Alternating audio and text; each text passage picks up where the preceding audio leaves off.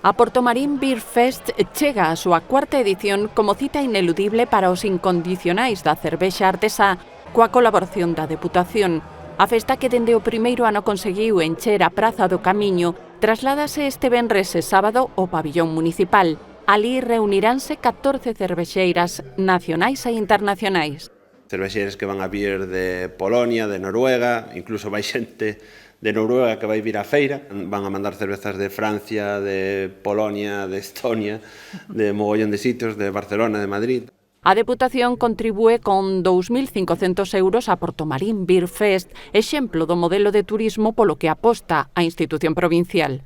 Eu creo que aquí nos atopamos ante unha clara mostra do que é unha experiencia auténtica, e este festival, este encontro, este Portomarín Beer Fest, significa eso, unha experiencia diferente, nun lugar único e que non vai a ser exactamente igual edición tras edición. Eso fainos pensar que este é o modelo acertado porque é o modelo que está triunfando a nivel turístico. As catas con mestres cervexeiros, degustacións de produtos autóctonos e venda mestúrase coa música, en colaboración cos promotores doutros festivais lucenses.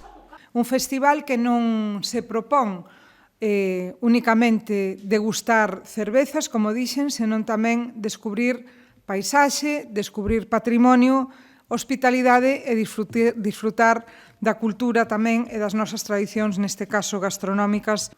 García Porto convidou a achegarse a Portomarín os días 2 e 3 e gozar do certame cervexeiro.